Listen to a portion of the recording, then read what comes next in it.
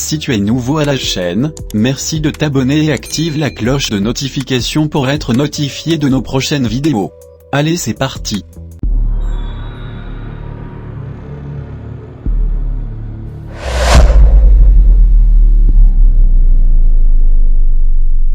Le terme trou noir a été inventé par le physicien américain John Rayleigh, en 1967, pour décrire une concentration de masse-énergie qui s'est effondrée gravitationnellement sous sa propre force d'attraction et qui est devenue si compacte que même les photons ne peuvent se soustraire à cette force gravitationnelle.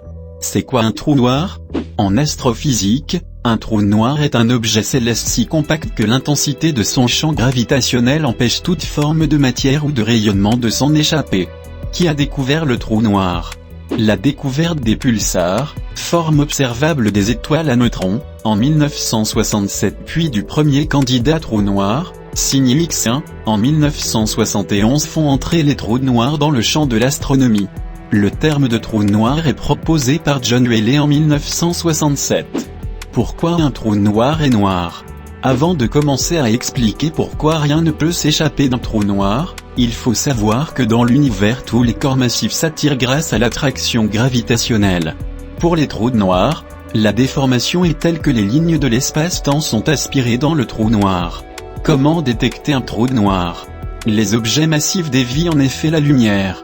Si un trou noir passe exactement sur la ligne qui relie un observateur à une étoile lointaine, l'étoile apparaîtra soudainement plus brillante. Il semble qu'un cas au moins de lentille gravitationnelle causé par un trou noir isolé ait été détecté. Quel est le plus grand trou noir de l'univers?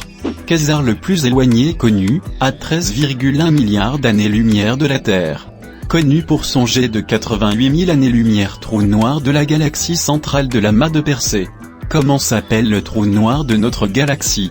Le trou noir supermassif au centre de notre galaxie, la Voie lactée, correspond à la source Sagittarius A. Comment calculer la masse d'un trou noir? Pour les grandes masses, utilisez la notation scientifique, par exemple 2,8 plus 6 pour 2,8 millions de masses solaires, masse approximative du trou noir central de la Voie lactée. Si vous voulez calculer le rayon de Schwarzschild d'un objet moins massif, vous pouvez exprimer sa masse en kg. Le rayon est alors donné en cm.